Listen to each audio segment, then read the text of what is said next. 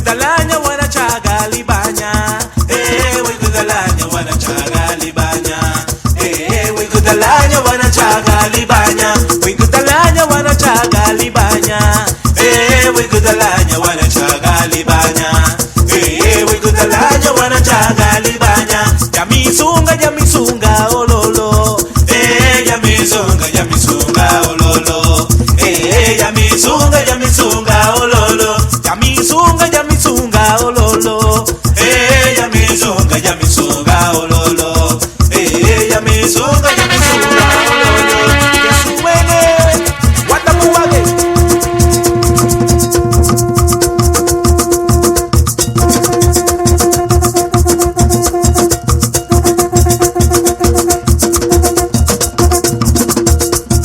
Wikutalanya wanachaga libanya. Wikutalanya wanachaga libanya. Wikutalanya wanachaga libanya. Wikutalanya wanachaga libanya. Wikutalanya wanachaga libanya. Wikutalanya wanachaga libanya. Yamisunga ololo. Yamisunga ololo. Okay, familia. Yamisunga ololo. Yamisunga ololo. Welcome to Wednesday. Yamisunga ololo.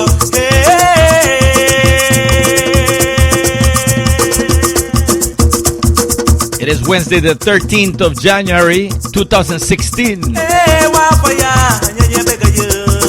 Garifuna Music and Talk with DJ Labuga is back on the air every Wednesday from 7 to 9 p.m. Pacific Standard Time, 10 to midnight Eastern Time.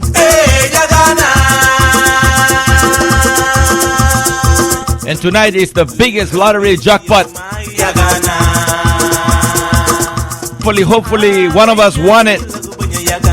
And if you want it, let me know so I could come on your knock on your door. If I win it tonight, you know you're invited to the party.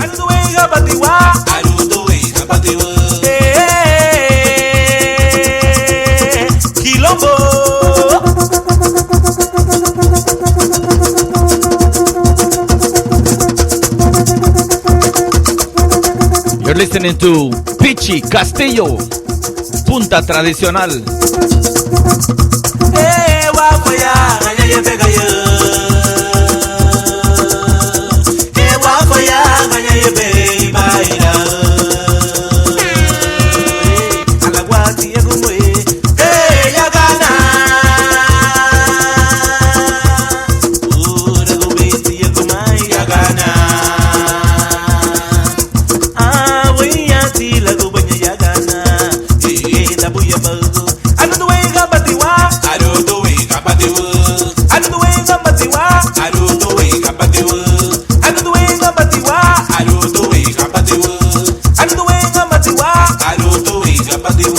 Que suenen mis timbales.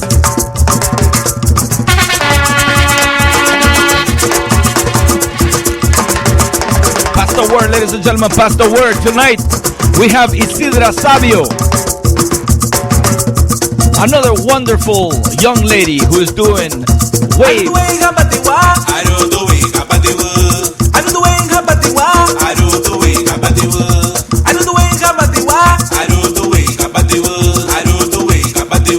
She's not only doing waves, she's creating a tsunami. Ladies and gentlemen, this is Garifuna Music and Talk with DJ Labuga. Isidra Sabio is coming up next. Garifuna Music and Talk with DJ Labuga is live from the studios in Long Beach, California. ¿Qué motea? Ajá.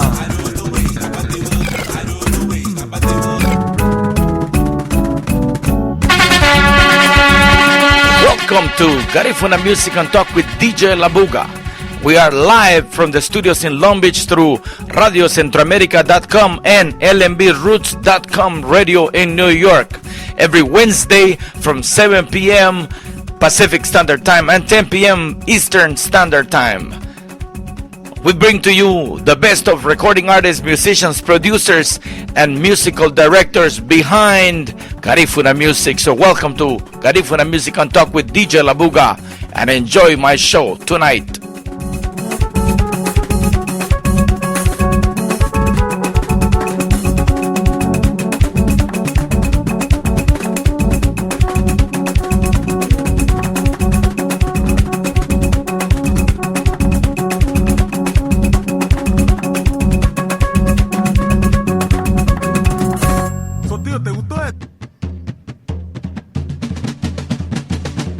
We are proud to announce the 5th annual Garifuna Indigenous International Film Festival 2016 from May 26th through the 30th at the Electric Lodge Performing Arts. For more information, go to www.garifunafilmfestival.com. Documentaries, films, live cultural performances, don't miss it. The 5th annual Garifuna Indigenous International Film Festival 2016.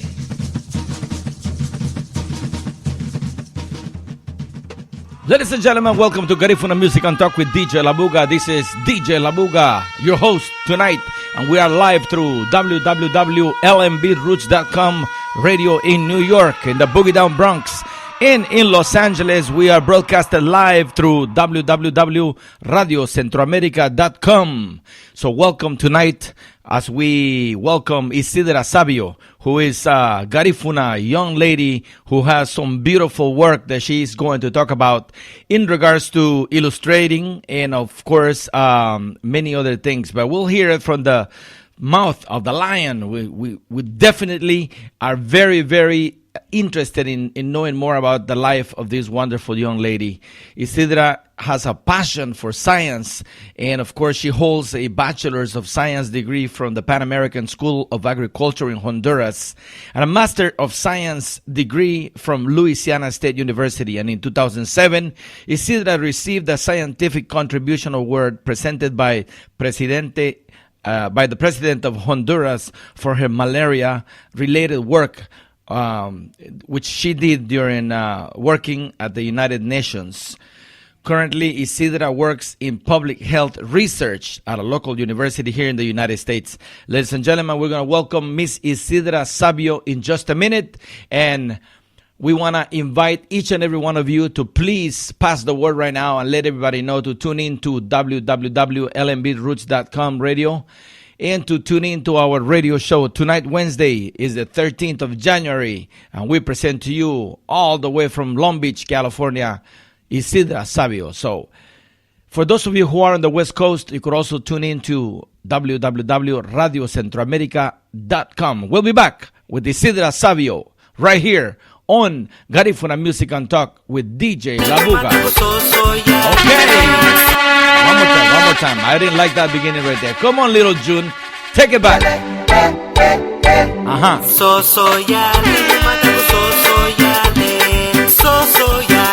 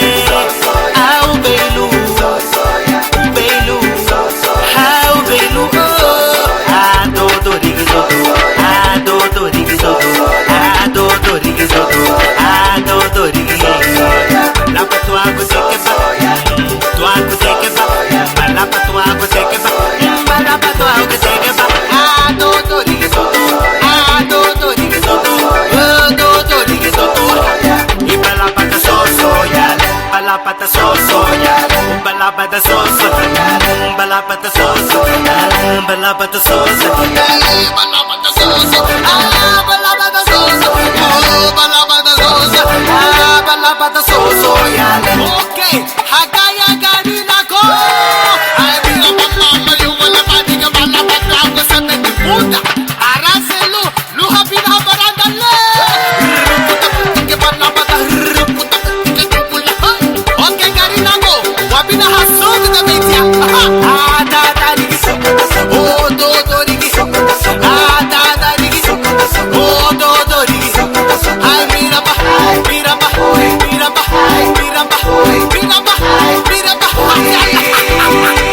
Oh da digi. Yes, ladies and gentlemen, that's the music of Little June off of his brand new album.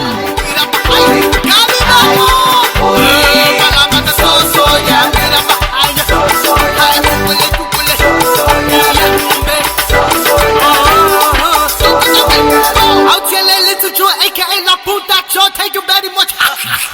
That's beautiful music.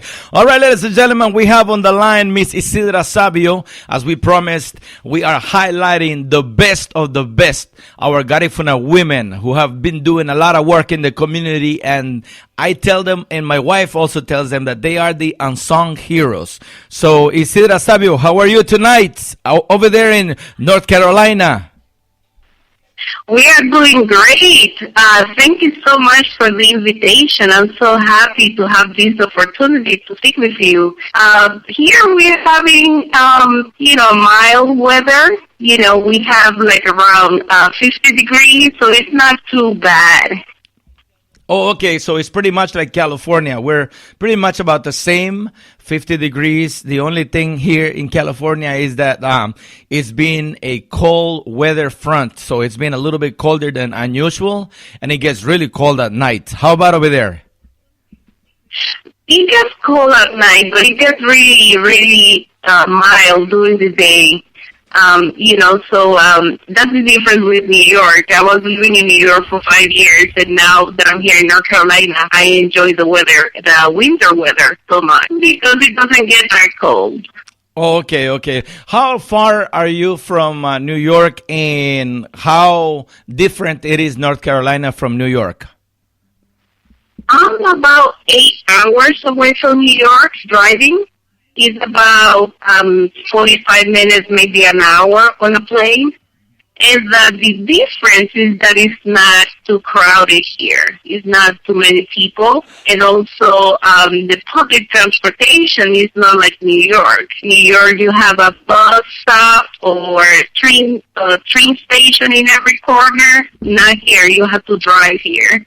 That is great. So that means you are driving now, right? Yes, I had a driver license for a long time now, but when I was in New York, I never used it. Public transportation is so convenient. I see. Great. Well, thank you for accepting this invitation to interview with Garifuna Music and Talk with DJ Labuga. We have been knowing about Isidra Sabio for quite a while. We did not know the magnitude of the work that you have been doing in the community and outside the community.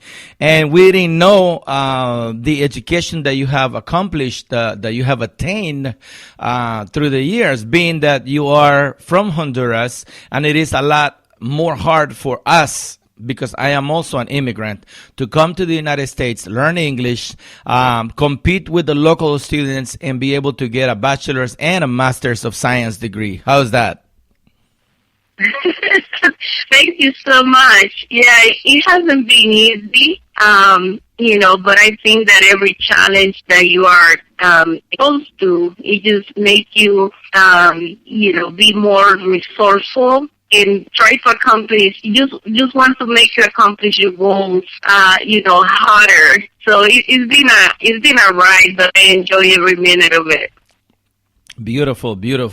Well, for those of you who have been listening to the radio show from the beginning, you know that we feature Garifuna entrepreneurs, musicians, writers, producers, promoters, just like Frida Sidorov, who is the CEO and the founder of the Garifuna International Film Festival, which we advertise here on this radio station. We collaborate with Frida because it's such a wonderful work that to be able to put together a Garifuna Film Festival that includes not only Garifuna films, but also films of the world, of indigenous people. So I just wanted to emphasize the fact that we feature people who are the movers and the shakers in the community, and you are one of them, Isidra.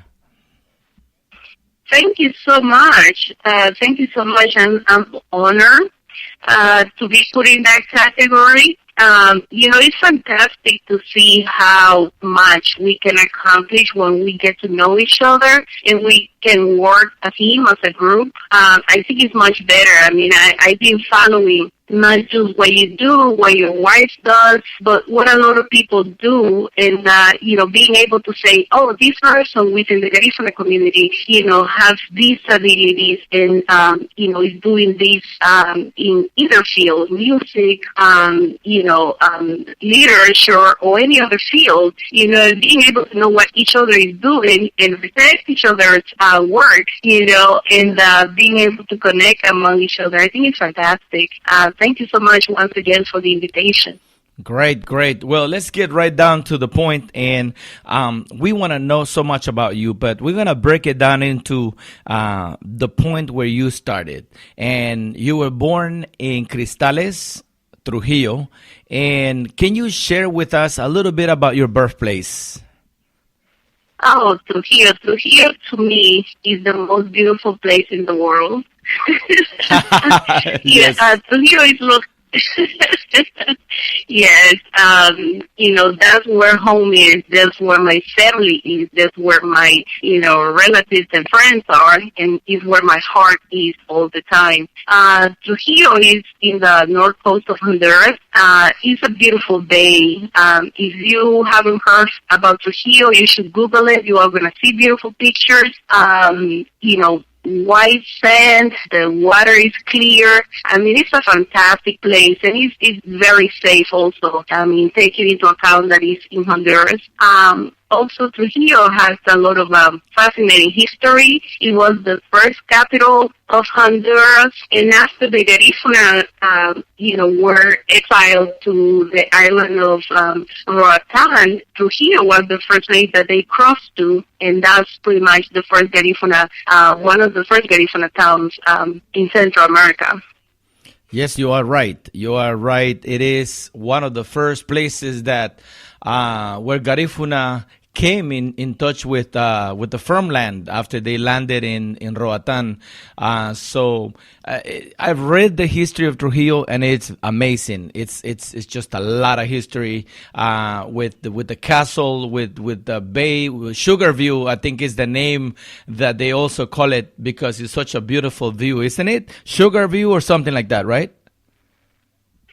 Yeah, sorry, I didn't hear the last part you said. I'm so sorry. It's Sugar View is the name that is also given to Trujillo, right? Sugaview? Yeah. Yes.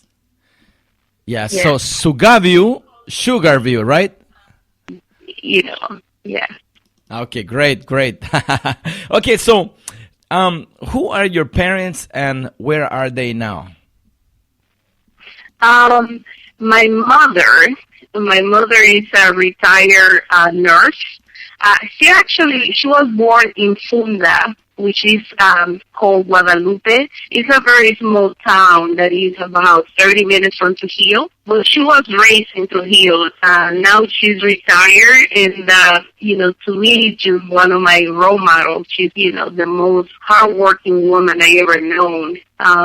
It's amazing her journey from having nothing to being able to build and raise children. Unfortunately, my father, he passed away when I was 8 months old.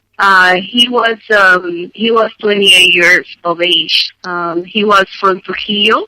He was an engineer. Actually, I think he was the first agricultural engineer, Garifuna engineer that I know of. He passed away actually in New Mexico. He was doing his PhD, and as I said, he was 28 years old. And, after he passed away, actually, my grandfather, he's my father's father, he stepped up and he became my father figure. And, he was such an amazing character. Anybody that knew him can tell you he was an amazing human being. And besides that, he was also a politician, and he introduced me into, how big the world is. And he would speak to me about, global issues and, made my brain, navigate outside my geographical location, So he just made me feel so curious about the rest of the world and how the world functions.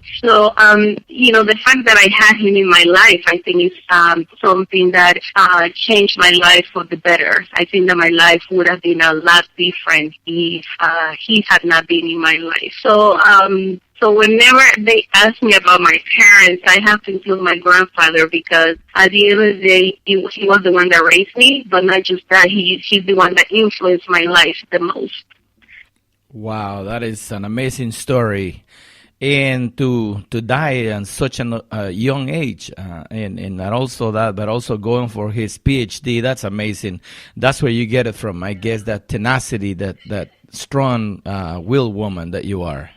Mm-hmm. Yeah, my father, he died in the late 1978, actually, 79, sorry. And but he also did another degree in Mexico. He traveled and completed another degree in Malaysia. So he was somebody that, as I understand it, he spoke 5 languages. He was a self-taught person, and up to this day, I still meet people that were friends with him 30, 40, 50 years ago, and they tell me this amazing story, what an amazing figure he was, and how he was pretty much a philosopher, but also he was a pragmatic person, And sometimes people tell me that I take after him in that sense. I wish I would have met him because he sounds like a fantastic person. Yes, wow, that is great. My next question is, what memorable event or events do you remember about Honduras? Oh, like I said, Honduras is my home. I love Honduras. Honduras is a beautiful country. It has, beautiful people. So I have many, many happy memories in that country. I was raised there. I have my friends there. I went to college in Honduras. I went to a university that is called Escuela Agrícola Panamericana. It's pretty much the Pan American School of Agriculture, and it's considered the Harvard of Latin America, and is where I got my bachelor's in. I'm actually an agronomist engineer, also like my dad. Another amazing memory that I have about Honduras is traveling all over the country. From every big city to but most isolated indigenous communities in the country. That includes the Garifuna community. I went to live, after I graduated college, I went to live in Siriboya for a few months, just to get there. Siriboya, just to give you an idea, there are no roads to get to Siriboya. There's no electricity, there's no phone, there's no internet. To get to Siriboya, I had to fly into another town. You land in a field when they have horses going around. You land, and then you have to walk by the beach 2 hours to get to Siriboya. That's how I got there the first time. Wow, yes, and that's where they have the first Garifuna first Garifuna hospital by Dr. Luther Castillo, right? Exactly. That was before the Garifuna Hospital was there. So it was a very humbling experience because you come from this, family that, education is the number one thing, but then culture becomes a second priority. So then you move into this town when the Garifuna culture is still so pure, and not just that, but the people. And then, they wonder why you don't speak the language that much or that well, and they don't understand how come being a Garifuna you don't speak the language that fluently. And it was a humbling experience because I actually was the first time that I felt ashamed of not knowing the Garifuna language very well. But it was an amazing learning experience.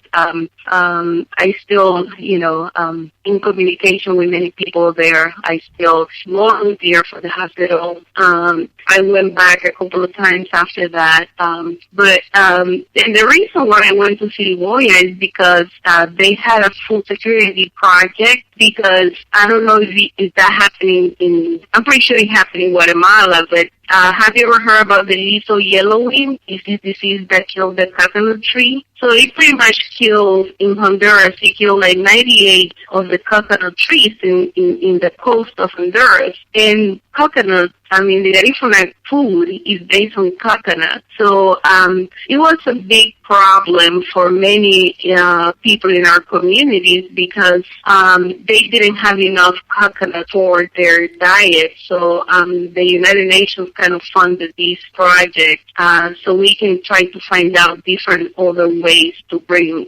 the coconut tree into the area.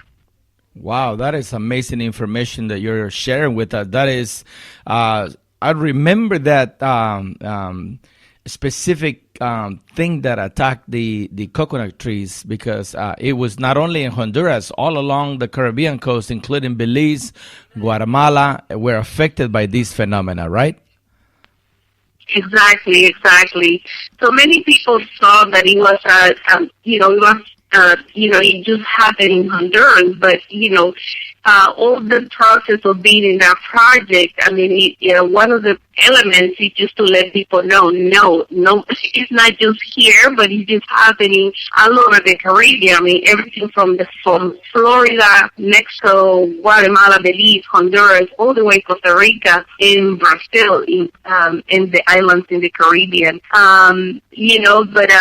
People, this disease killed the coconut tree in about a year. So from 1 year to the other, you had a beautiful, beaches with coconut tree, and the next year, you don't have anything. So it was pretty traumatic for people, too. So what is the state right now of that condition? What's going on so far? Is it still bad like that, or has it been resolved? One of the things that was being done when I left, not just, Siriboya, but Honduras, is that they were bringing coconut trees that were tolerant to lethal yellowing. So they were kind of like planting those coconut trees along the Honduran coast. The thing is that when 5 years, when they start producing coconuts, people realize that the percentage of oil is not the same as the native species. So, we have coconut trees. They are shorter. The coconuts, they're definitely not the same as the ones that we have. And people now are buying the coconut milk in many communities already from Goya, like already in a can, because the coconuts that we have in the area are not the same. So actually they come, other people from outside the communities, they come and sell the coconuts in our communities because we don't have it anymore. So, it's something that is going to be permanent, unfortunately. So what they are trying to find is species that actually can have, the percentage of oil closer to the ones that we had. But, that's our new reality, unfortunately. Wow, that's not so good news. Thank you for sharing that information, Isidra. Ladies and gentlemen, this is Garifuna Music and Talk with DJ Labuga. We're live and direct from the studios in Long Beach. And we have on the line our very special guest from North Carolina, Miss Isidra Savio. She is one of the top, I would say, illustrators. She works with different authors in illustrating books, and magazines, and greeting cards and things like that. But we're going to know more about it as we continue continue our interview this evening. You are listening to Garifuna Music and Talk with DJ Labuga through www.lmbroots.com in the Boogie Down Bronx, and in Los Angeles through www.radiocentroamerica.com. And I want to thank all of you listeners who are tuning in tonight. I want to send a big shout out to the beautiful people in Topanga Canyon, California, right here in West Los Angeles as well. We have listeners in New York, in Long Beach, all over Los Angeles, and of course through radiocentroamerica.com. We have listeners in Guatemala, we have listeners in Honduras and in Belize right now. So thank you so much for tuning in, and we shall continue with the interview tonight. So my next question for you, Isidra, is, I understand that you moved to Urbana-Champaign, Illinois, to do an internship at the University of Illinois. How old were you when you migrated to the United States?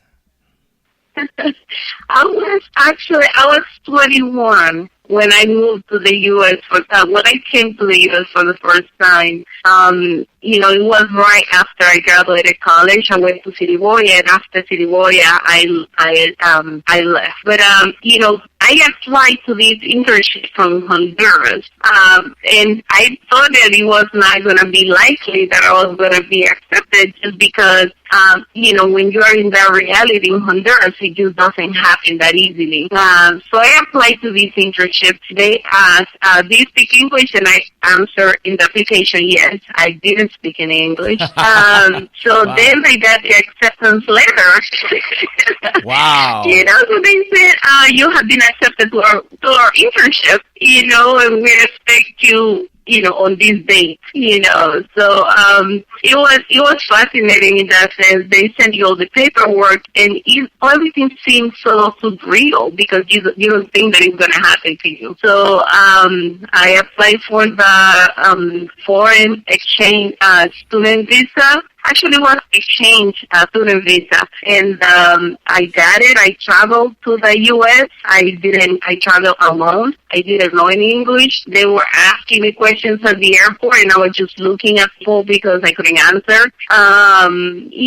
So I landed at the entomology lab at the University of Illinois, which is one of the top, entomology programs in the country. Yes.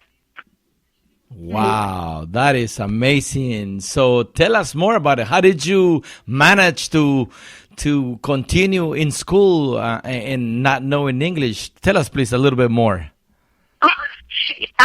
You land in this lab and nobody that speaks Spanish, so you're forced to learn English as soon as you can. So, you start with your hands, little by little you start, saying words, putting sentences together, trying to explain concepts.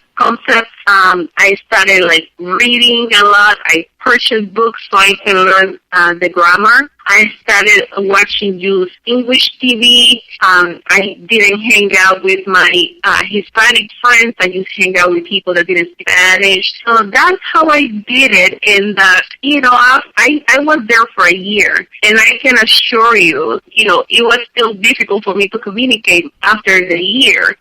But I can say that in 1 year I learned a lot about the language. So when I was there at the University of Illinois, what I was doing, I was identifying mosquitoes, because here in the U.S. at least, they have the West Nile virus, which is a virus transmitted by mosquitoes. So it was just the beginning of the epidemic here in the U.S. So they had a lot of funding for setting up traps for mosquitoes, identifying the different species of mosquitoes, and trying to analyze which one had a West Nile virus, so which one were more likely to transmit the virus to horses or humans. So I was in that project. So it was an amazing experience, because without me knowing, I came to the lab of one of the top researchers in the mosquito field. So it was a fantastic experience. It was an amazing learning opportunities that I got for free. Wow, that is amazing. So after the internship, and tell me, how long was the internship, and then you went back to Honduras, and what happened next? Yeah, the internship was 1 year. Actually, it was supposed to be, I think it was 9 months or 6 months, and they extended it because they wanted us, me and another person to stay a little bit longer. And during that time, I mean, I knew that I wanted to apply for my master's. I knew I didn't have the money, but I knew I was going to do everything possible. So I started studying for the GRE, which is the exam that you have, the standardized test that you have to take before being accepted in a university. So it was a little bit challenging because everything is in English. However, I knew that I had a strong math background. So I did most of the percentage of that exam in my math area because the other ones were grammar. They asked about different things that I knew that I couldn't write, much in English. So I concentrated in my math abilities, and I was able to get the score that I needed to be accepted. I also took the TOEFL exam, which is the test of English as a foreign language that you have to take as somebody coming from the outside. So once that I had those, I had good grades when I was in college. So I just sent the application to one university when people usually send it to 5 or 10 universities, but I was so convinced that I was going to be accepted. I only sent my application to one university, and luckily I got accepted.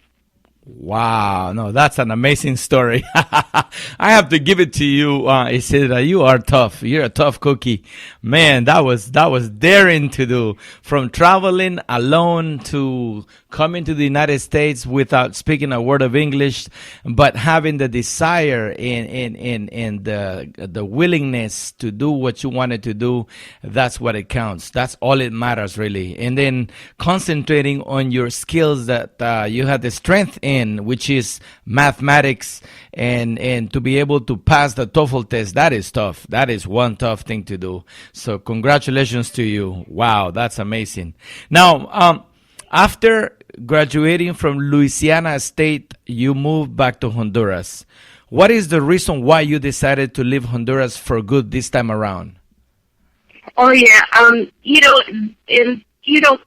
you are in the entomology lab, you realize that, it's actually medical entomology. So I applied to Louisiana to go and study medical entomology, which is the study of insects that transmit different diseases, human and animals. So I wanted to concentrate on mosquitoes, thinking about Honduras, dengue, and malaria. So I said, if I come to the U.S., I never had the American dream. I said, I graduate from grad school and I go back to my country because there's a lot of things to do there.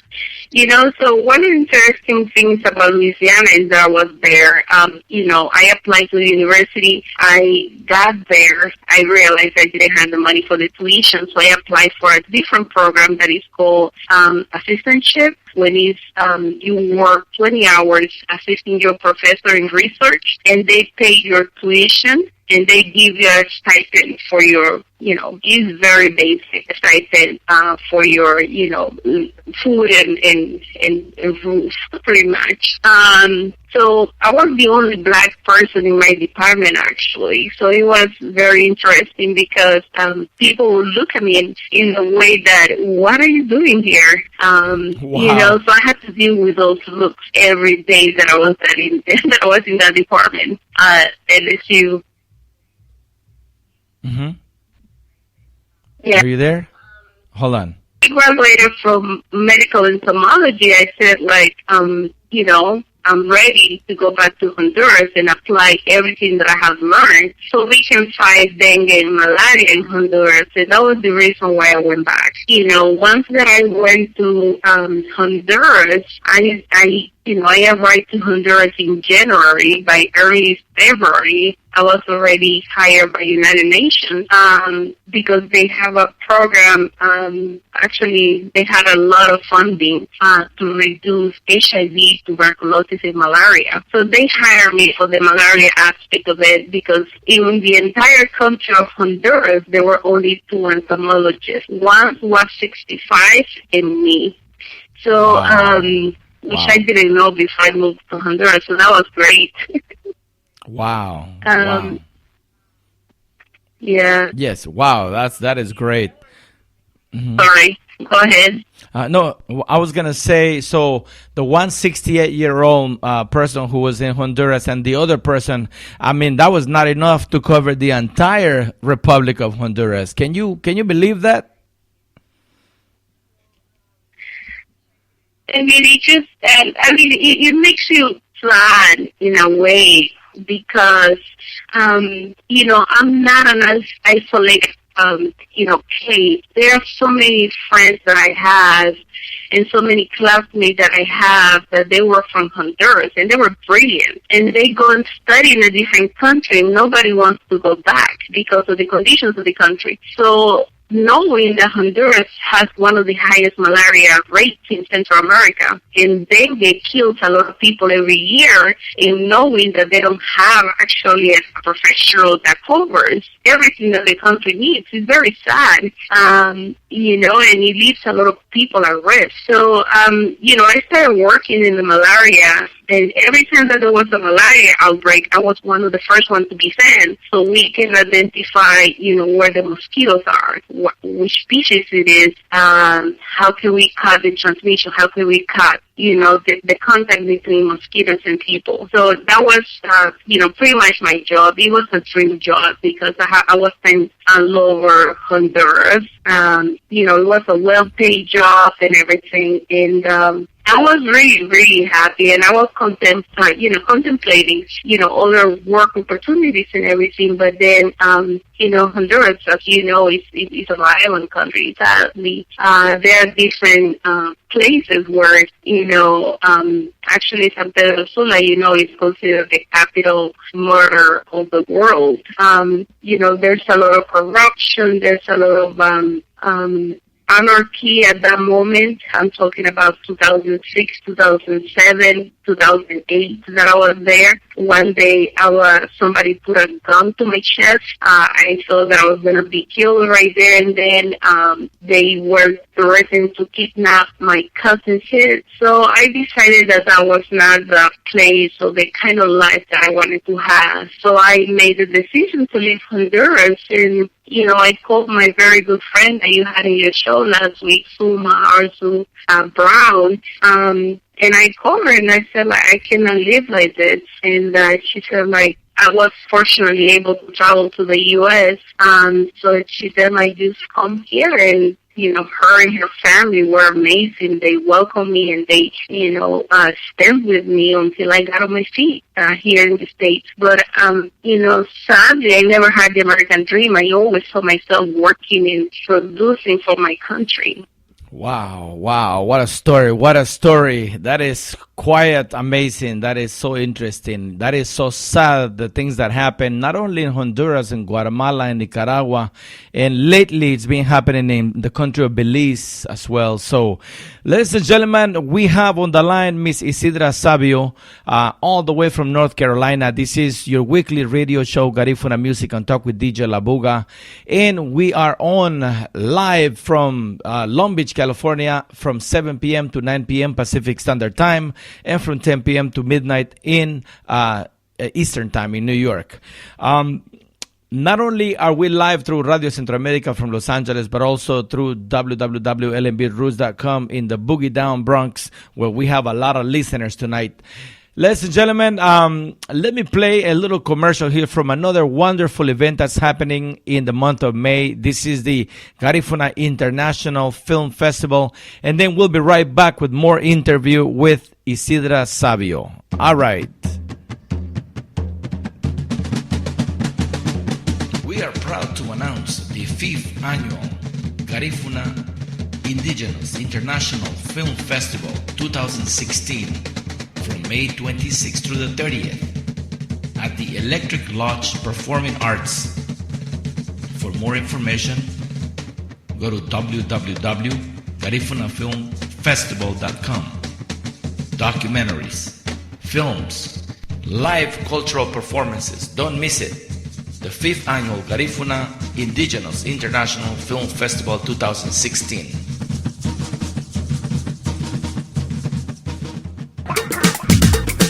When you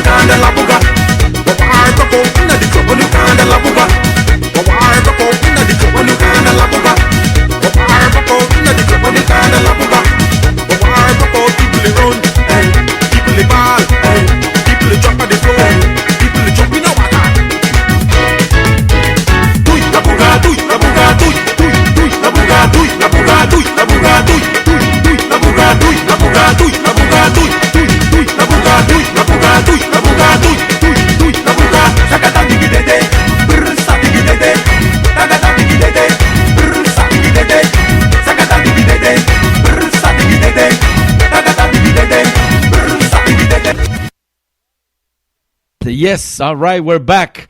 This is Garifuna Music and Talk with DJ Labuga. And tonight we have Miss Isidra Savio. Okay, now we're going to get really down to where your heart is. And this is amazing because you are in the field of agriculture, and maybe not so much agriculture, but you were studying about insects, about all these different things. And now we come to find out that you have this fondness, this special thing about drawing. So my next question to you, Miss Isidra Savio, is at what age did you get interested in drawing and illustrating? I always, I've been asked this question a couple of times before, and I always told them, I think that since the moment I was able to hold a pen, I think I started illustrating then, and I never stopped. Drawing and illustrating is, something that I always remember doing. I cannot tell exactly when it started, but it's something that has been with me my entire life. And I remember, as a child, I used to tell my grandfather, I'm going to be an illustrator at Disney because, Disney movies weren't the only things that I knew, that had illustrations at that time. So that's the only thing I wanted to do is be an illustrator in Disney. And my grandfather was like, no, official and, formal education is the way to go. So I always keep that in mind because I do remember telling my grandfather, drawing is something that, has kept me sane throughout the most challenging times in my life. Is something that is my escape route. Is how some people do drugs and alcohol. I draw and illustrate. That's my I'm addicted to it.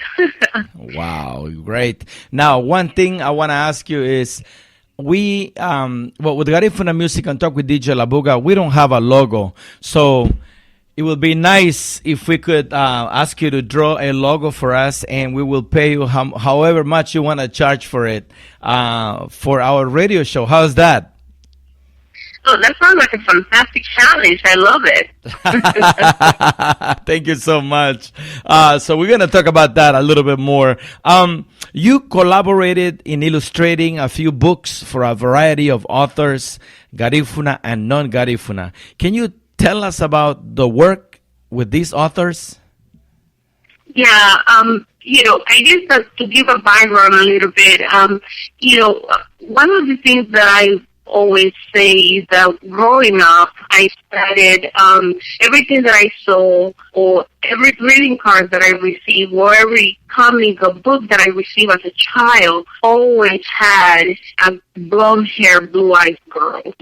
Happy birthday, and it's blonde hair, blue eyes. Even my baptism card that I can show to you is a blonde baby, blue eye. And I'm just happen to be the darkest person in my family.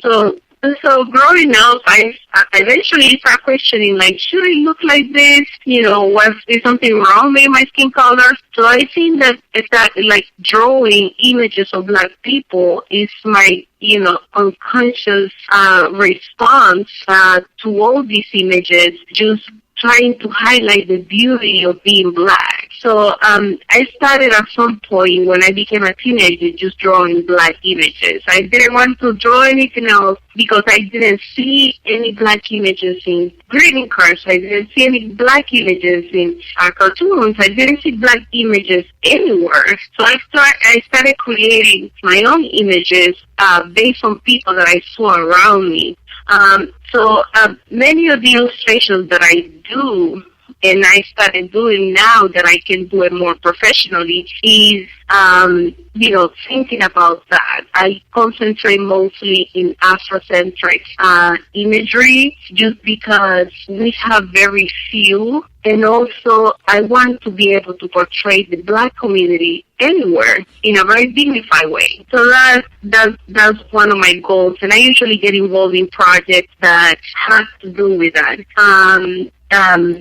So one of growing up, like one of my favorite techniques that I usually use, it was pencil and paper. Even when I was in class in college or grad school, I rarely took notes because it was easier for me to understand and remember concepts if I were drawing and not actually taking notes.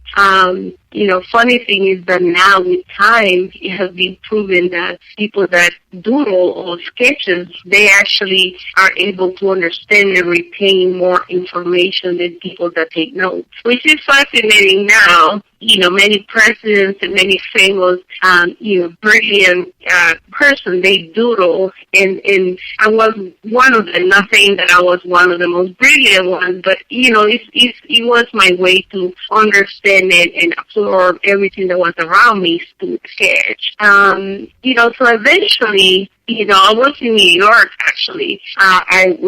I was volunteering at the Garifuna Coalition, and I became in contact with my very good friend and mentor, Jose Avila. And he said, like, why don't you do your illustrations electronically? And it's something that I didn't even consider because I didn't have the program. I was a scientist. I was not so much an illustrator. It's something I did for fun. But he saw the potential of becoming a business, which I never saw it that way. So, to make a long story short, as a birthday present, I received my first illustrating program, from Jose Avila. And, I still thank him because I wouldn't have taken the step on my own. So I had the program, and it took me like a good 3 months to learn how to use it. But it's the beginning of the more formal illustrating capabilities that I have now.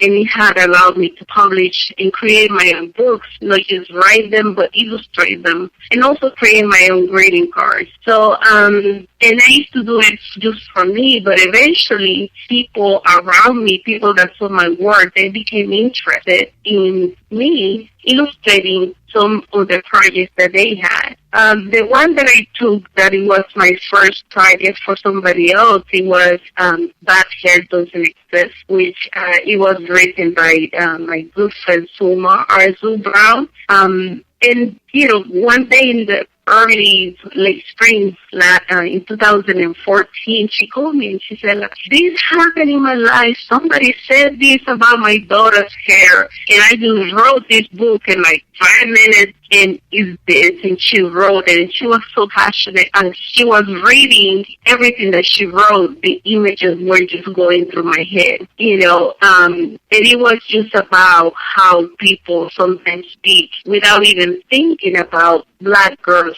hair, without realizing the effect that those comments might have in that child's self-esteem. So I think that the message was amazing. I immediately wanted to be part of that project, and I'm just so happy that I am because the message is amazing, and Suma has done an amazing job bringing that message to as many girls as possible, and hopefully she will continue to reach more people. Another project that I did is this African-American designer in Atlanta. She designed dresses for girls, and she saw my illustrations through social media, and she wanted me to create images for her spring line. So I did that project for her. She's an old Garifuna woman.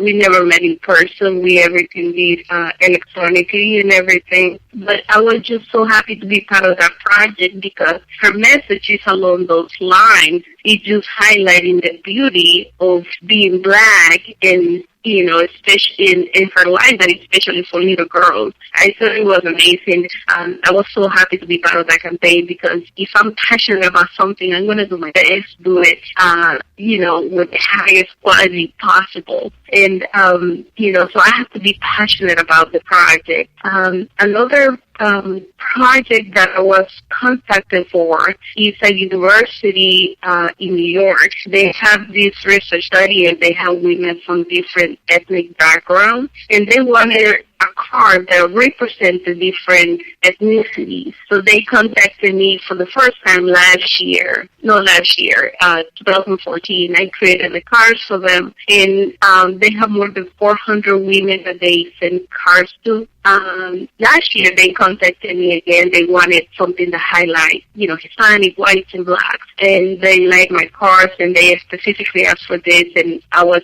able to create those in a weekend because, again, I was just so passionate about the fact that they're highlighting the beauty of every single different ethnicity, which, that's the way it is. There's not a unique beauty. It's just there's a beauty in every single, race and every single difference.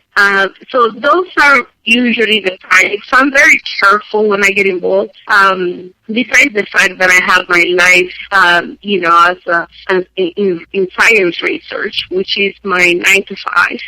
So I had to find a project that made me feel passionate. Well, not just that, but also something that I know that I'm able to accomplish with the limited time I have available to do that. Wow, thank you for sharing that wonderful story with us, Isidra. It's amazing the quality of work that you have been doing, collaborating in many projects, and thanks for sharing with our beautiful audience the quality of work that you do with illustrating. Ladies and gentlemen, this is your weekly radio show, Garifuna Music and Talk with DJ Labuga. We're live from 7 p.m. to 9 p.m. Pacific Standard Time, from 10 to midnight in the Eastern Time. We are live through lmbRoots.com radio in New York and radiocentroamerica.com in Los Angeles. You showcase and sell your greeting cards on a website called greetingcarduniverse.com/Isidra. Through your company, Afro Latin Publishing Incorporated, to publish Garifuna theme books for children and Afrocentric cards to positively portray Black communities around the world. Can you talk a little bit about this website, please? greetingcarduniverse.com/Isidra is where I have my greeting cards showcase online.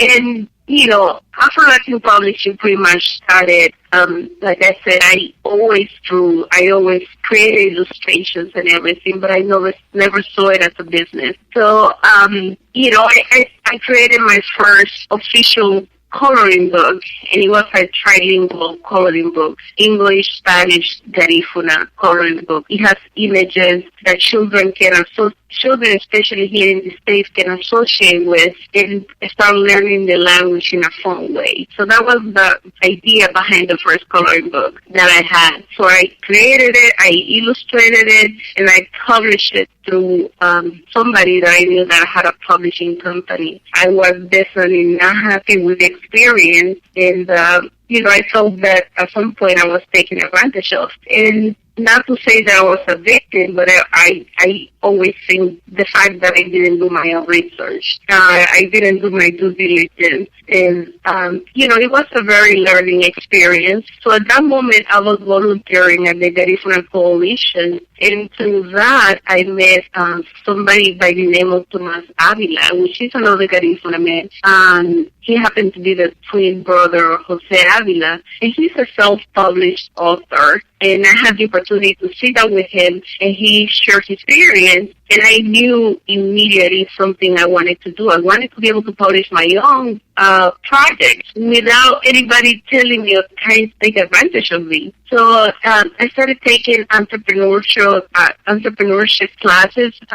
Some of them had them at the Garifuna Coalition. That was the beginning of it. Then I started attending the Bronx Economic Development Corporation classes. That they have free classes, everything that you can think of. How to have a social media presence, how to create your own company. You have access to free lawyers. So I went through that route. And in 2012, I created my own company, Afro Latin Publishing. And it was one of the happiest moments of my life. I still remember, I cried definitely when I was on my way home. In early 2013, just for Garifuna Heritage Month, I was able to publish my third, coloring book, which was always trilingual. In this case, was just numbers. How children can start learning numbers, in a fun way with fun images. And then in 2014, I was able to create We Are Garinagu, or Somos Garinagu, which to me this book particularly is very dear to my heart because sometimes we expect children to figure out to be Garifuna, but there's not a single book out there anywhere in the world that explains children where Garifuna comes from, the importance of the Garifuna culture. So these, or explain the Garifuna tradition. So this book was a way to introduce children to learn the Garifuna history, because we cannot expect to have adults committed to the cause if we don't start, teaching children, maybe a watered down version of the story, but we have to start at some point. And this book was, that was the goal of this book. So, also since 2002, I designed more than 200 cards. I have sold over 3,000 cards, greeting cards, which, is something that I started based on my own experience, but I realized that I don't have that many options out there with images, again, that show the Garifuna people, not the Garifuna people, but the black people all over the world in a very dignified way. I have Garifuna themed cards when you have the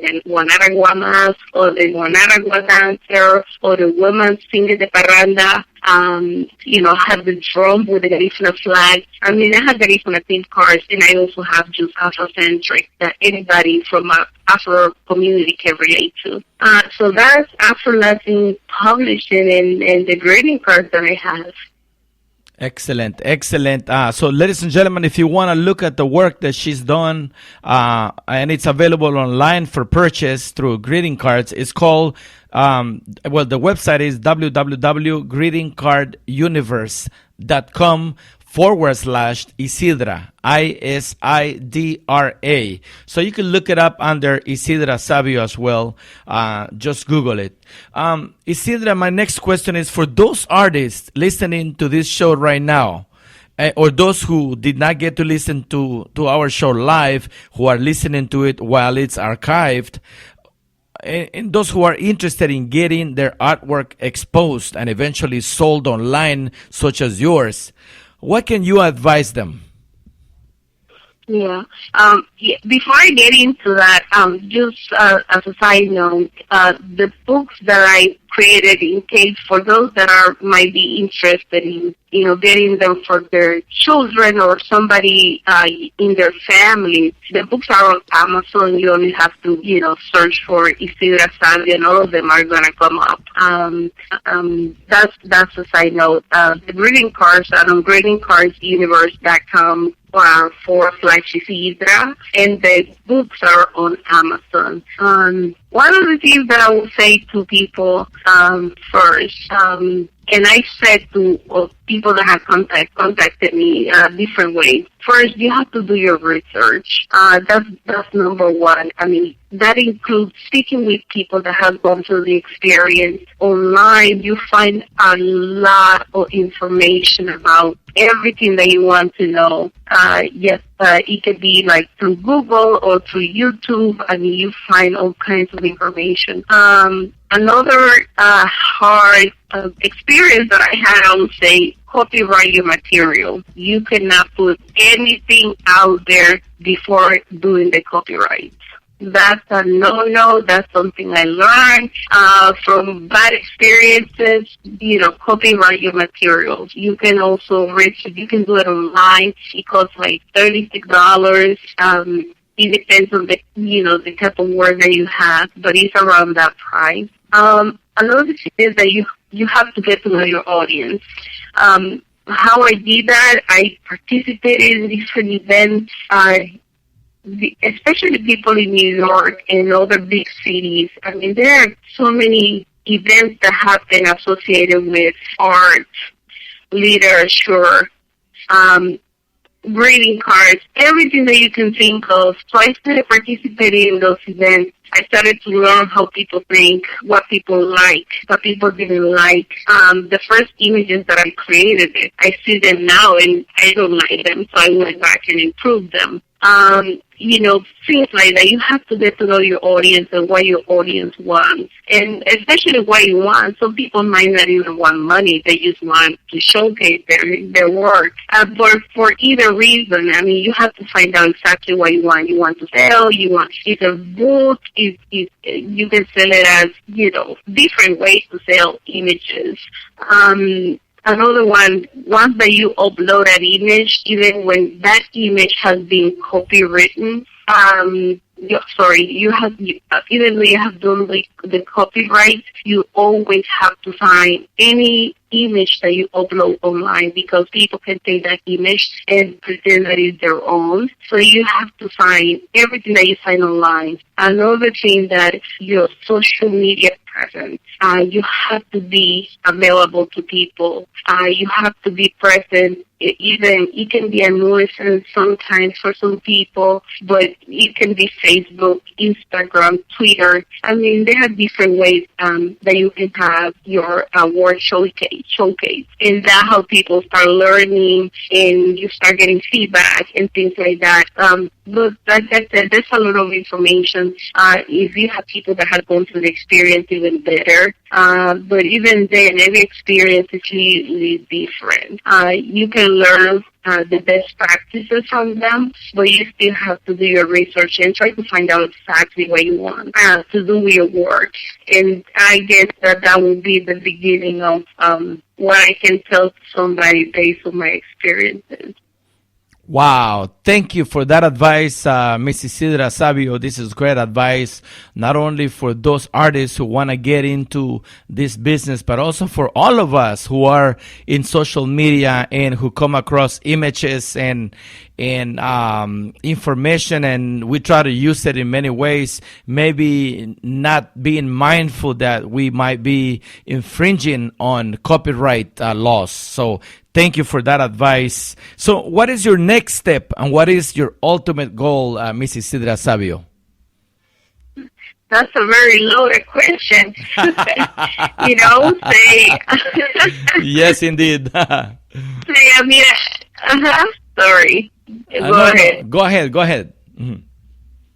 Okay, now I would say that, in this life we are multidimensional and we carry many hats. So I would say, as a mother, as a wife, as a researcher, as an author, as an illustrator. I mean, I have so many goals, but I would say at least with the coloring books and the books that is on a theme, which is something that is dear to my heart. Some people can, have many of these different goals, but in this case, I'm thinking about the children, specifically the Garifuna children, and my ultimate goal, because most of the books that I've done, like I said, is introducing the culture to children in a fun way. So I would like for at least this book, We Are Garinagu, Some of Garinagu, to be in the hands of every single Garifuna children,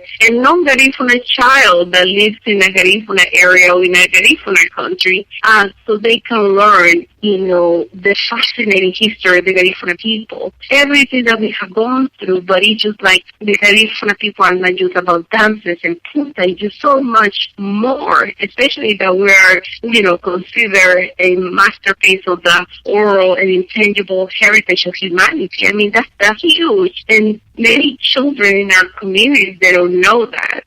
So that would be a goal of mine. If that happens, I would be the happiest person in the world. And, one of the things that I did last year is that I created a GoFundMe campaign so I can collect money from my friends that wanted to donate, and I purchased books at cost. I didn't make a single dime in profit, but I purchased 300 books.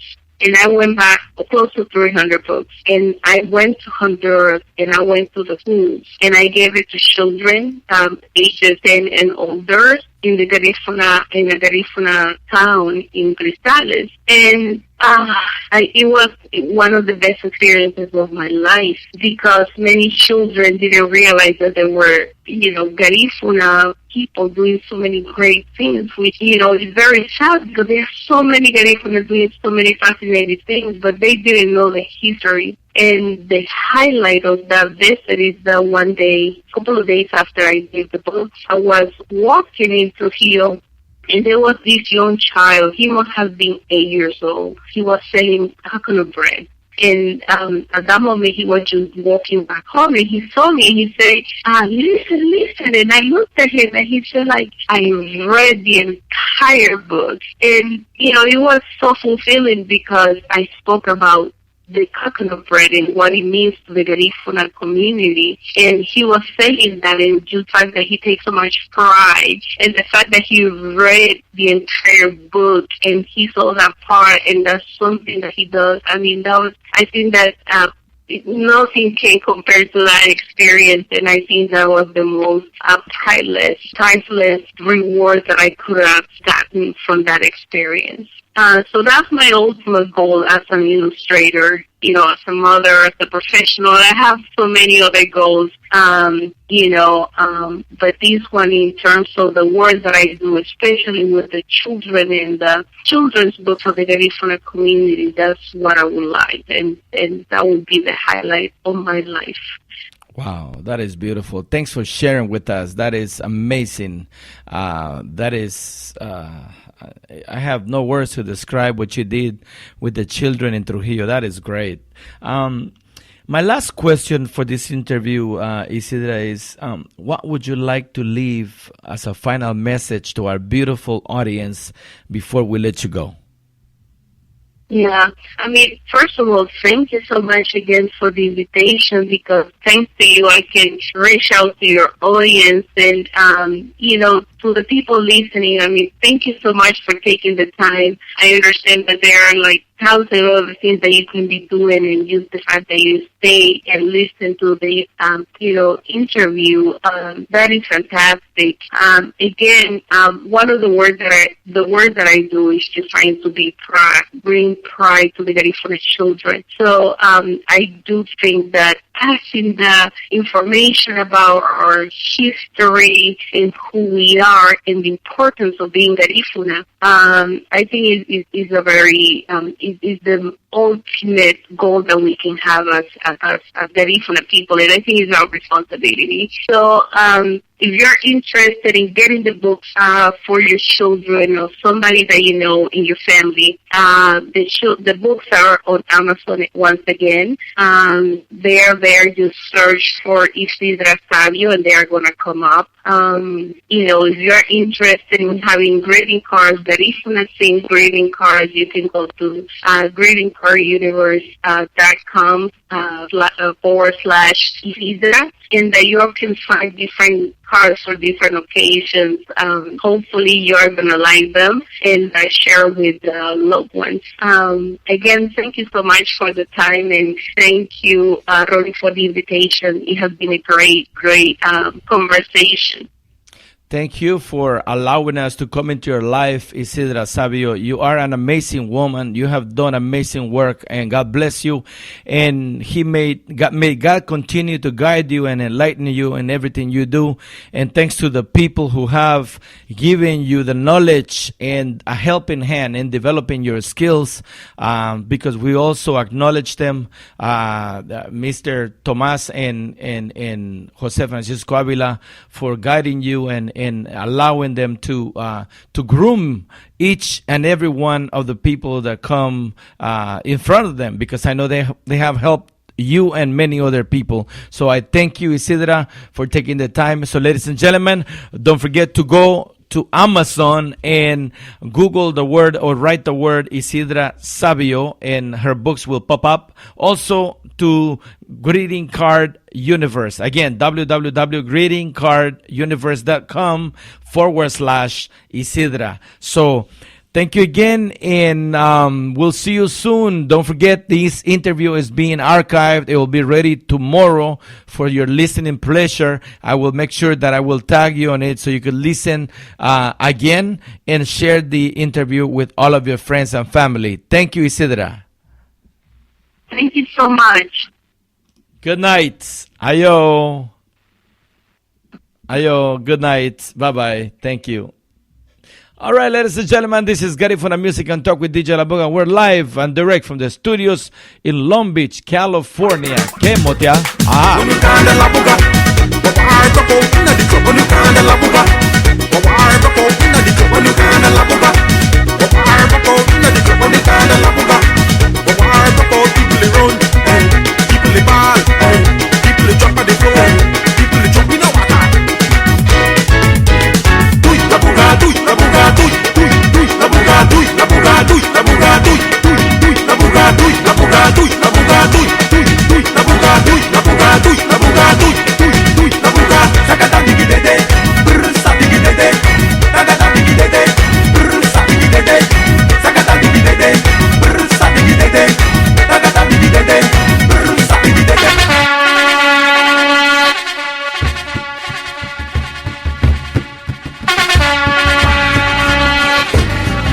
Okay, ladies and gentlemen, now nos vamos hasta Nueva York a darle la bienvenida nada más y nada menos que a Budari Palacios de Budari Dance Company con el reporte semanal de lo que está sucediendo en Nueva York.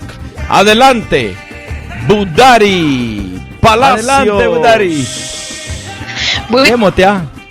¿Cómo están todos mis amores? ¿Qué tal? Feliz 2016. Pido mil disculpas que no pude haber estado con ustedes la semana pasada. Pero bueno, gracias a Dios ya estamos activos y a los ancestros también. ¿Cómo están mis amores por allá? Aquí bien rico con el clima, disfrutando del clima rico de California y también una gran entrevista que acabamos de hacer con Miss Isidra Sabio de allá de Trujillo, Honduras, quien reside en norte de Carolina. Gracias, Budari, por estar con nosotros después de ese pequeño descanso que te diste de Año Nuevo, de tanto bailar y de tantas fiestas. Yo creo que te agotaste de energías, ¿no? No, que va. Fue que se me difuntó el pobre celular. Sí, Budari Dance Company hasta le hizo un funeral al pobre celular, pero así es la vida. Bueno, mis amores, vamos a empezar aquí a darles el reporte de lo que es desde Nueva York. ¿Me escuchan bien? Quiero saber si me escuchan bien primero. Súper, estamos bien. Ok. Quiero mandarle un especial saludo a lo que es el señor Jorge González. Él es un garífuna que junto con un equipo tiene lo que es una revista llamada Garifuna Movement Magazine, el cual ellos descansaron un poco de tiempo y creo que ahora muy pronto volverán. Y como siempre, felicidades porque ellos están lo que es apoyando todo aquello que es referente a nuestra comunidad garífuna. También lo que es el señor Turito Martínez, que también está Turito Martínez Enterprise, está promoviendo artistas, abriéndole las puertas para que puedan descubrir un nuevo mundo y unas nuevas oportunidades. Bueno, mis amores, Corozal, gran saludo a Corozal, la comunidad garífuna de Corozal, porque Coroco goza. En enero está toda la feria de Corozal. Y pues bueno, les cuento que este sábado 16 de enero van a tener su fedo en lo que es Social Catering Place. Estará tocando Livaya Maraza y pueden llamar a los números 1646-591-7095 o al 347-353-5615, ¿verdad? La comunidad de Corozal ahorita está en una gran celebración. Lo que es en Casa Yurumey, el 17 de enero, estarán haciendo la celebración al Santo Esquipulas, ¿verdad? El cual va a comenzar desde las 2 p.m. en adelante. Recuerden, en Casa Yurumey, el 17 de enero. Y el 23 de enero estará haciendo lo que es el rico y buen baile del recuerdo, o lo que es Social Catering Place.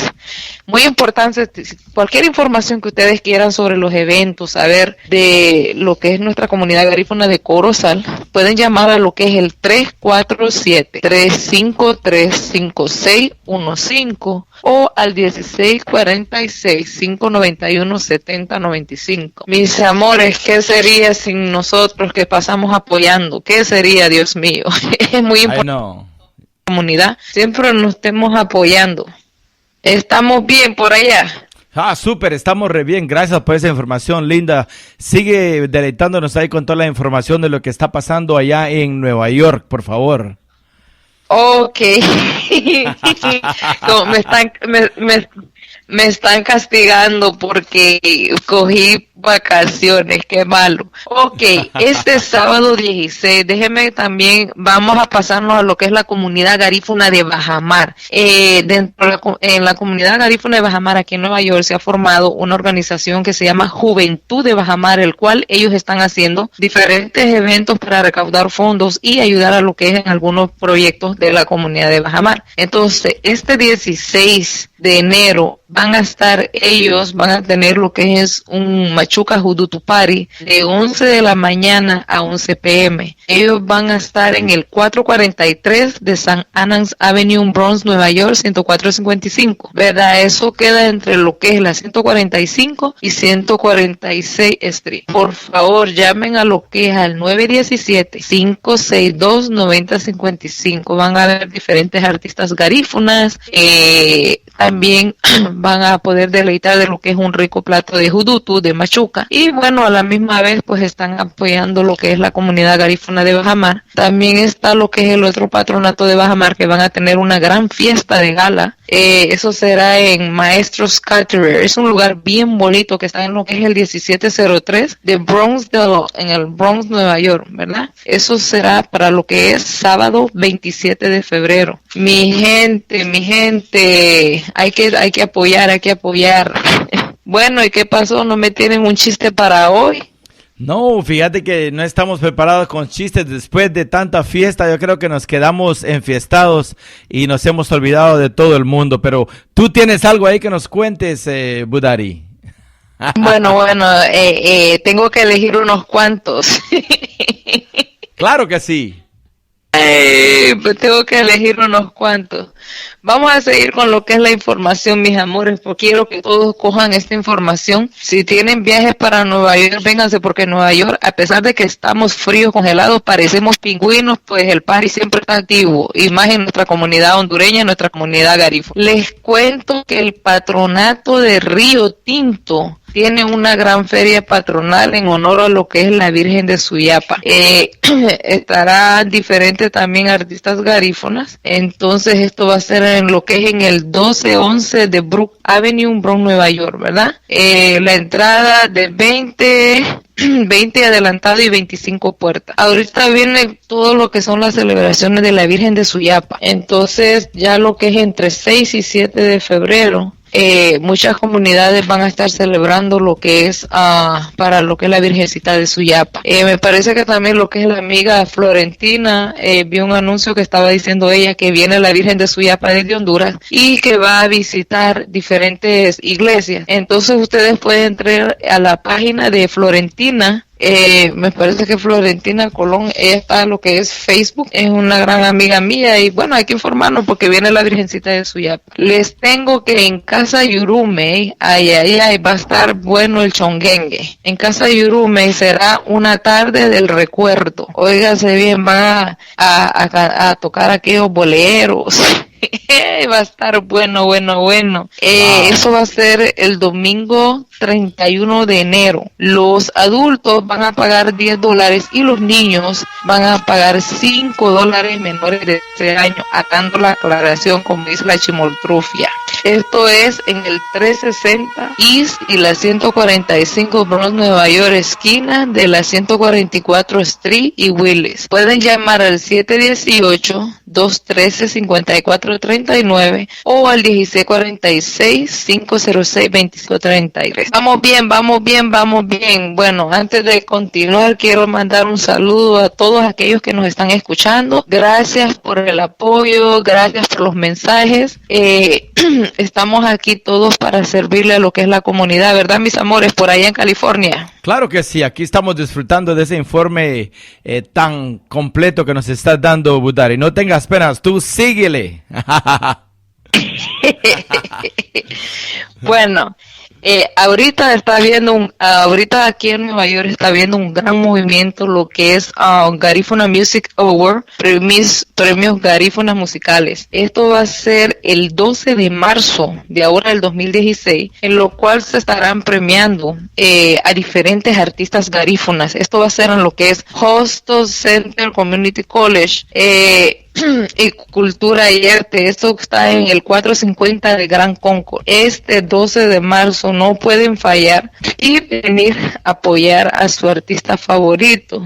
Y todas las cuestiones que van a suceder, va a ser una noche muy, muy, muy buena. Garifuna Music Award, Garifuna Afro Latino Entertainment LLC, ellos van a tener también, después de lo que es el evento, van a tener lo que le llaman el Black Tie After Party, ¿verdad? Eso va a ser también en Maestros Catering.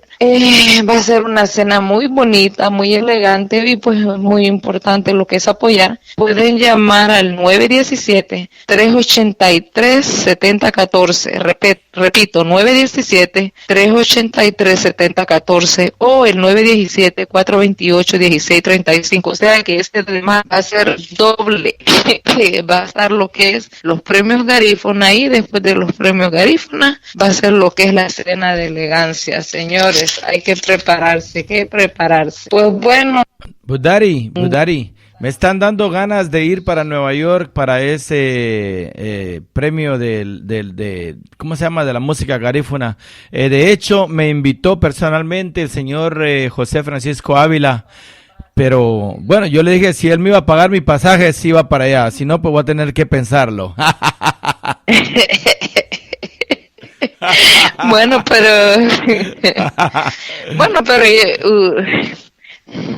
vamos, bueno, que sea en burro, pero tú llegas, por lo menos como desde 1 de enero y vas a llegar del 1 de marzo y llegas antes del 12 de marzo a Nueva York. Tú, wow. Tu corbata y tus zapatitos brillantes ahí y cuando llegas a tiempo, no hay problema. Wow. Ay. Bueno, mis amores, me están escuchando bien, casi no te los escucho, fíjense. Súper, no, aquí te estamos escuchando, te tenemos a todo audio, el audio está súper delicioso, súper claro, así es de que escuchamos hasta el tono más agudo de tu garganta se escucha aquí. ¡Ey! ¡Bomba! ¡Chuchu! ¡Hacha! ¡Ayurumenguero neguayuna! ¡Ayurumenguero neguayuna! ¡Ayurumenguero neguayuna! ¡Guarubeite! ¡Ay, ay, ay! Ajá. Nuestro himno garífuna, caramba.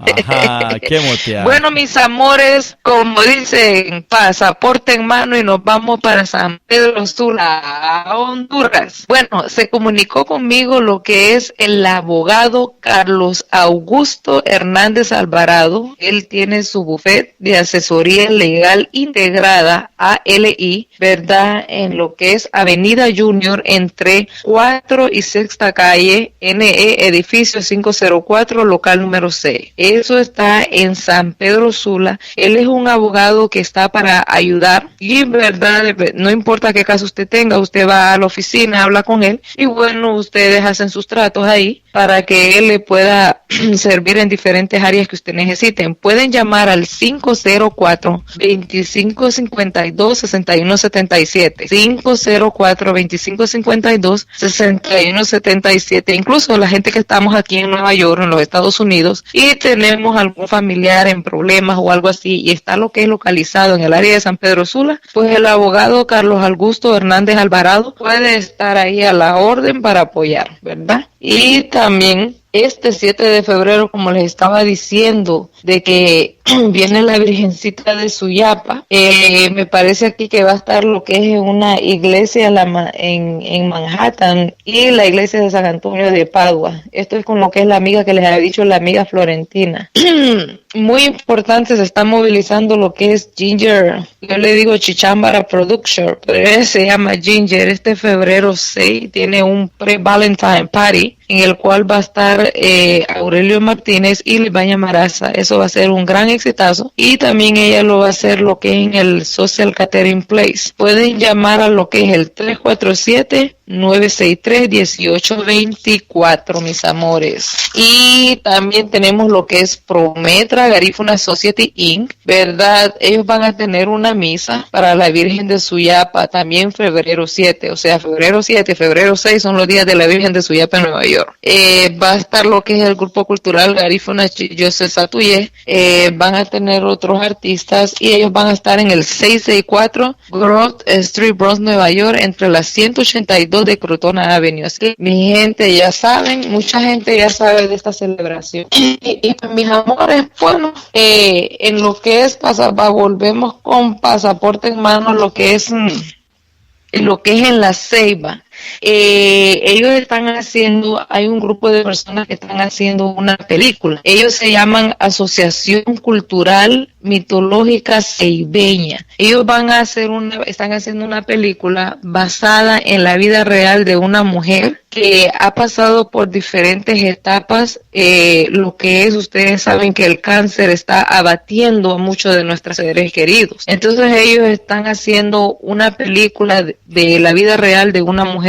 Y el director, me parece, el escritor es lo que es el señor Alex Garner, de la ciudad de La Ceiba. Así que vamos a estar pendientes en los lugares donde ellos van a presentar esta película, que lo cual va a ser muy interesante porque el cáncer está abatiendo a nuestra gente. Imagínense, eso está duro, pero bueno, hay que seguir adelante. ¿Y cómo estamos de los chonguengues allá por California?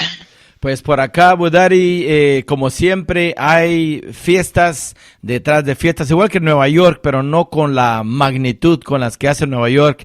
Pero aquí tenemos también varias fiestas ya en el mes de febrero, el mes de la amistad, del amor, del cariño. El 14 de febrero hay varias fiestas que van a estar celebrándose aquí en la comunidad garífuna. Como siempre, el Club Q18 tendrá su baile de Valentine's, del Día de los Enamorados, ahí en la Crenshaw y la 54, amenizada nada más y nada menos que por DJ La Buga, y también 501 Band, la banda número 1 de Belice en Los Ángeles. Así de que eso va a ser el fin de semana del 14 de febrero. Y también pues celebrando aquí el día de Esquipulas, viernes habrá una misa ahí en la iglesia de Santa Cecilia, en la Normandy, la 42, en el mero sur de Los Ángeles, en donde se tiene una copia de la imagen del Cristo de Esquipulas, que vino directamente desde Guatemala, donde lo veneran y donde hubo una procesión que estuvimos fotografiando y tomando video el domingo pasado. Pero el día de viernes, este viernes que viene, va a haber una misa en celebración del verdadero 15 de enero, que es el día de Esquipulas. Así es de que adelante, Budari. Bueno, mis amores, excelente. Bueno, aquí nosotros estamos activos. 2016 viene con todo, viene arrasando con todo. Así que nosotros tenemos que estar preparados. Bueno, pues solo me queda lo que es recordar de que está lo que es el Garífuna Night Club Black and White. Está en el 780 East y la 133 Street, Bronx, Nueva York, ¿verdad? Pueden llamar, cualquier información puede llamar al 1646-530-6055. También recordándoles que aquí en el área de Brooklyn habemos muchos garífonas, en el cual hay muchos eventos también, y lo que me parece que mis amigas que están en la iglesia de aquí de Brooklyn, ellas hacen una misa garífuna al mes. Voy a averiguar qué día va a ser cada misa que ellas hacen todos los meses, porque a veces ellas lo ponen, pero voy a tratar de informarme mucho más. También está lo que DJ Enix de Reformer presenta. Hay un anual aniversario, un nuevo anual aniversario, lo cual lo van a mezclar con lo que es punta y reggae. Esto va a ser el sábado 16 de enero y la dirección va a ser en Portugués Recreational Club, que eso está en el 14725 de Liberty Avenue, Jamaica, Nueva York. Esto va a empezar desde las 10 p.m. Bueno, eso va a estar buenísimo, buenísimo. Es un 9º aniversario de reggae. Imagínense combinado con punta, eso va a estar que hay que echar agua porque va a estar echando fire por todos lados. Bueno, mis amores, yo estoy muy feliz, muy feliz de ser parte de ustedes y de, bueno, pues partir con ustedes y hacer este trabajo social que simple y sencillamente lo estamos haciendo por amor a nuestra comunidad. Y bueno, pues mandándole un saludo a toda mi gente que nos escucha, a mi familia que están en lo que es el área de Tegucigalpa, que siempre están pendientes y graban cuando tú pones en YouTube, ellos lo graban y se ponen a escucharlo todo. Así que ya estamos cada día obteniendo más seguidores para lo que es esta radio, DJ La Buga y todo su equipo. Y pues solo nos queda decirle gracias a toda nuestra gente, caramba. Gracias por el apoyo. Y como les digo yo a ellos, no tiene que pagar nada. Usted solo mande su evento o su agencia y aquí nosotros lo promocionamos sin ningún costo, sí o sí. Claro que sí, Budari, así es totalmente gratis. Ahora, si te quieren regalar entradas para regalarle al público que nos escucha también, las entradas gratis son bienvenidas para diferentes eventos en Nueva York. Así pues, a cambio de promoción, claro, una mano lava la otra, ¿por qué no, verdad, Budari? Y las dos lavan la cara, perfecto, claro. Entonces vamos a seguir promoviendo y vamos a ver quién se le dobla el corazón para regalar aunque sea unas 2 entradas a sus eventos. Y así pues la gente van a decir, ok, déjame ir, tal vez me gano una. Ah, correcto. Bueno, mis amores, ya saben, ese 12 de marzo, bueno, Nueva York está candelita, pollito asado, pero déjenme decirle que aquí estamos puros pingüinos, mijitos, aquí hace una temperatura de 22, yo estoy que me traquetrea la calavera, puro vaporú, mentolina, y con todo y bufanda y gorro. ¡Wow! O sea que, dilígate, tía. Dilígate, Pinaro, te abra. Dilígate, puro vaporú, mentolina. Gracias, Budari. Feliz noche. Saludos a la familia. Y así es que saludos a todos los miembros del tremendo grupo de Budari Dance Company. Adelante. Sereme, Buitiguño, un sungarina, Buitiguño, un sunumada. Buenas noches a todos mis amores. Y desde Budari Dance Company, un fuerte abrazo para todos. DJ La Buga, gracias por la oportunidad. Desde Nueva York, un fuerte abrazo y un fuerte beso. Los queremos mucho. Sayonara. Bye bye. All right. Thank you so much. Gracias, Budari. Feliz noche. Nos vemos y seguimos con la programación. We shall continue, ladies and gentlemen, with Garifuna Music and Talk with DJ La Buga. ¡Qué motea!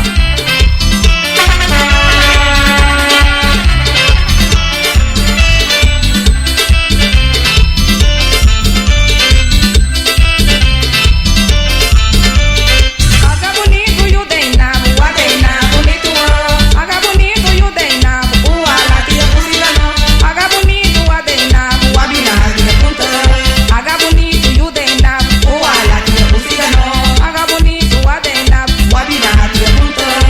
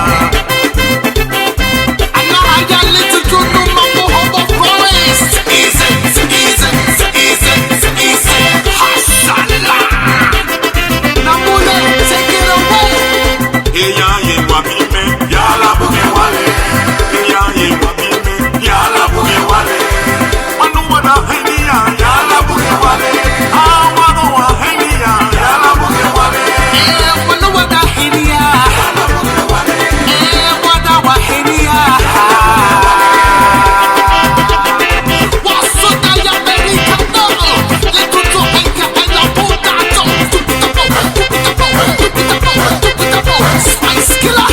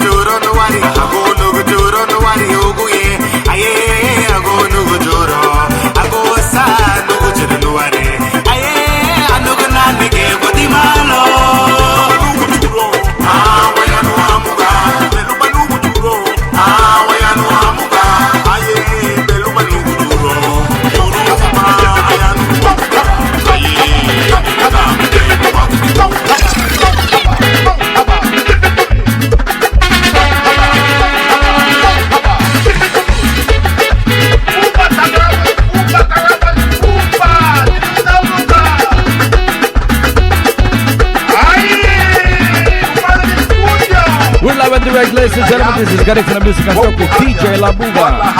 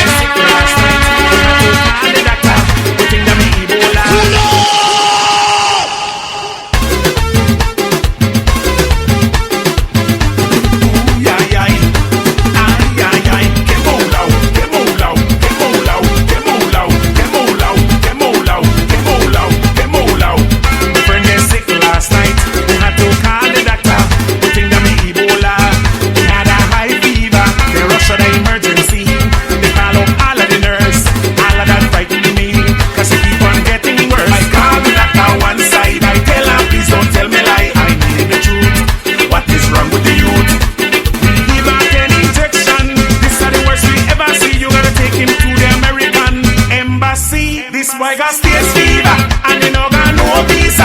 If fever go up and down, if fever go up and down. Right now we dey high, high, high, high, high, high. And it nah go down, nah go down, nah go down. So you better call me doctor, call me doctor, call me doctor. 'Cause it nah go down, nah go down, nah go down. You better drink something, make you sweat it out. Drink something, make you sweat it out. May you rule my world. Call it doctor, you have a sick fun.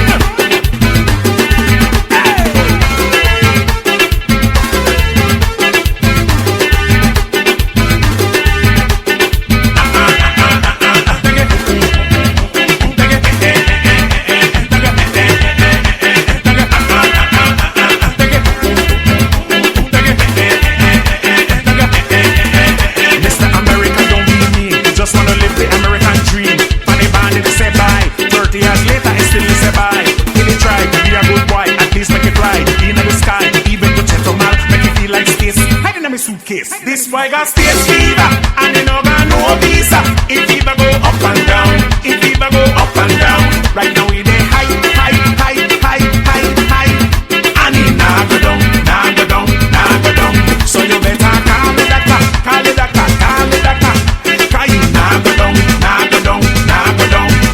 You better drink something, make you sweat it out. Drink something, make you sweat it out.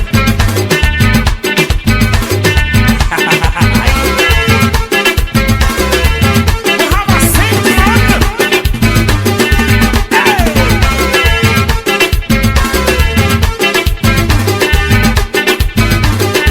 This boy got stage fever, and you know got no visa. If fever go up and down, if fever go up and down. Right now we dey high, high, high, high, high, high. And it nah go down, nah go down, nah go down. So you better call me doctor, call me doctor, call me doctor. 'Cause it nah go down, nah go down, nah go down. You better drink something, make you sweat it out. Drink something, make you sweat it out.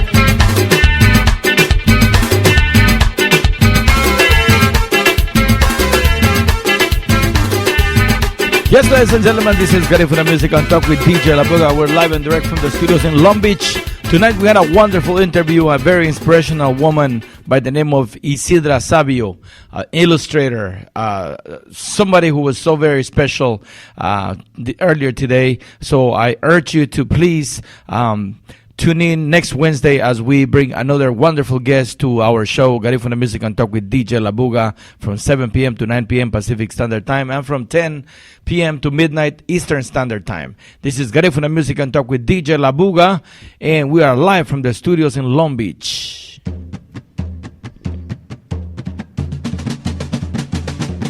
We are proud to announce the 5th annual Garifuna Indigenous International Film Festival 2016 from May 26th through the 30th at the Electric Lodge Performing Arts.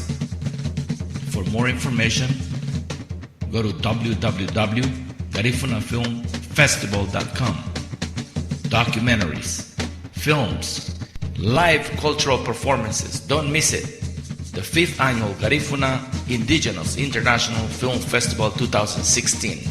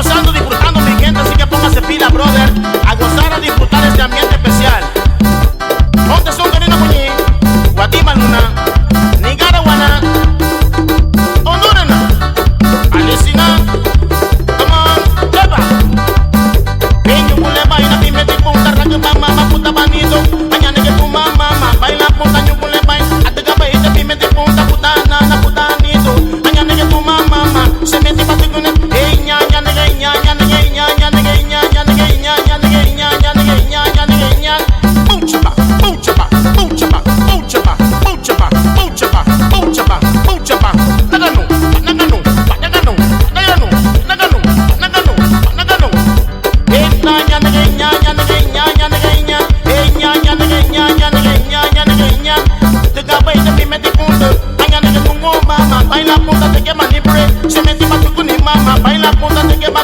Año que baila te quema, baila punta te quema. Año que baila te quema.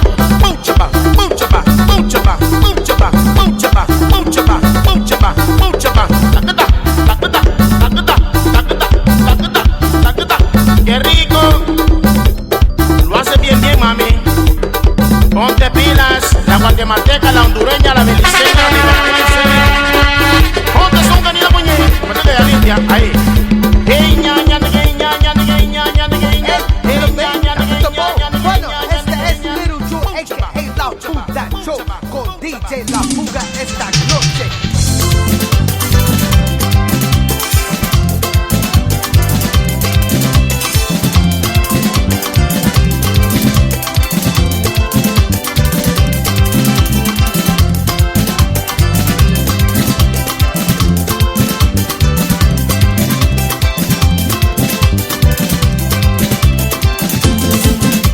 Rojita galane que pija manate, rojita galane que pija manate, rojita galane que pija manate, rojita galane que pija manate. Yo te puse la limilole, te puse la li Adrián, te puse la li Takale, te puse la li Georgile. Rojita galane que pija manate. Rojita galane que pija manate, rojita galane que pija manate, rojita galane que pija manate. Tu pusi la li Jimile, tu pusi la li Jitile, tu pusi la li Takwele, tu pusi la li Mariule. Rojita galane que pija manate, rojita galane que pija manate.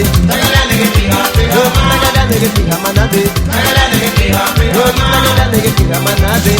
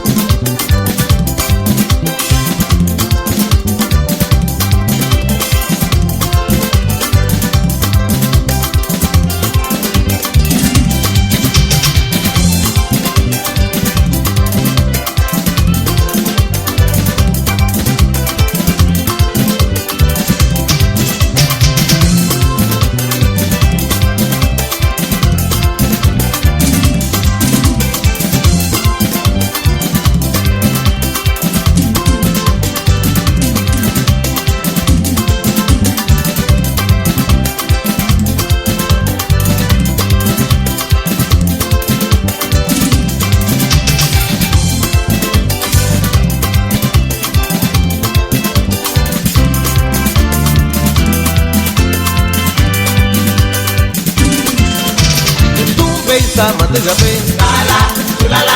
Tunya beisa matagabe, sala, tulala. Ru beisa matagabe, sala, tulala. Chipa beisa matagabe, sala, tulala. Dala, dayala, dayala, oh tulayala, sala, dala, tulala. Dayala, dayala, oh tulayala, sala, dala, oh tulala. Dala, dala, tulala. Dayala, dayala, oh tulayala. Dala, dala, tulala. Dala, dala, oh tulala. Dayala, dayala, oh tulayala.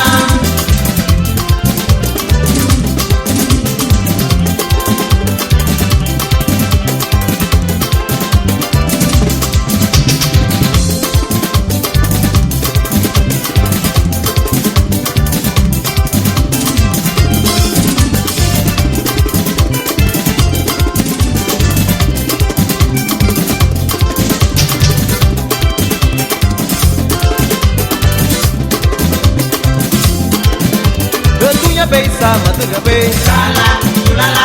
Tu beisa matagabe, sala, tulala. Ruya beisa michigabe, sala, tulala. Dala, dayala, dayala, oh tulayala. Dala, dala, tulala. Dayala, dayala, oh tulayala.